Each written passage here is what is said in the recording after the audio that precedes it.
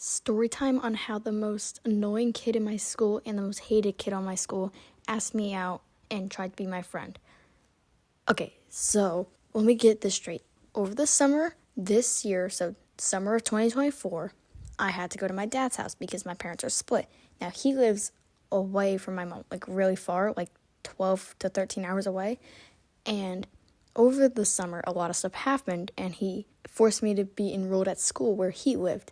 So I went to this Montessori school, and the school was broke and really bad. Like, they were teaching 7th to 8th graders 3rd grade stuff. So I hated it there. But on the first day of school, we had a huge storm and ended up doing Zoom classes. And there was this kid we'll call D because privacy reasons. D, my stepbrother tried warning me about, saying how he was annoying and just to avoid him. But I didn't listen because I'm a genuinely nice person and have trouble ignoring people who want friends. So D tried to be friends with me on the Zoom after it ended and people were just talking to each other. So I didn't think much of it. He seemed like a nice kid. When after the Zoom on Monday, D came up to me and was like, "Oh, hi, Ace, hi." And so I obviously said hi back, not realizing it was D, because we didn't notice cameras were on the Zoom, so nobody knew what each other looked like. But he knew who I was because I was the only new student that year. So he was a grade above me. He was an 8th grader, and I was a 7th grader. And when I first saw him, the only thing I could think of was that his hair was kind of like messy, and his style was kind of weird, and he had like a weird smell to him, but I didn't think anything of it. And so that whole day, we were talking to each other, and I just realized how he got more persistently annoying. Like, I had a Spanish class, and even though he didn't have Spanish, he snuck into the Spanish class with me just to hang out with me, which I thought was really awkward, and I just wanted him to leave me alone so I could draw in peace, because I don't really like Spanish classes.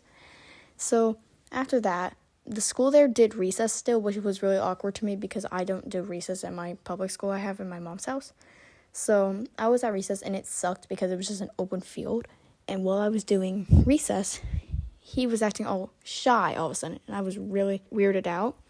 So he was like, "I'm going to tell you something, but promise not to hate me." And I was like, "Okay." And he was like, "I really like you. Like, you're really cute, and I just want to go out with you and hug you and all that." And that's when I took a moment to realize just who I was talking to. This kid was like half my height, which, to get that point, I am 5'1". I am a short person, so a kid half my height is not it. He had naturally bright blonde hair, and the tips of it were dark brown from how greasy they were. I realized the stench was coming from the gauges in his ears because he didn't know how to clean them, and they had like ear crust around the gauges, which was like kind of gross. He was wearing a bright orange beanie, which was like covered in grease stains, with the most awkward style. But the stench and his greasy hair shows that he doesn't have hygiene. Made me really grossed out. And when he asked me that, it was really awkward because we just met like not even 5 hours ago, and he's already asking me out. So I said, "We can still be friends, just not dating." And that day I told my stepbrother, and he just started mocking me. He was like, I told you not to do it. I told you." And I was like, oh God, why didn't I listen to you? Because he never does anything smart. My stepbrother was really stupid. He failed 2nd grade, by the way, to get that point clear. So the next few days persisted, and D kept bothering me. He wanted me to like him. He wanted to get closer to me so I could like him. And the next day, he wouldn't leave me alone.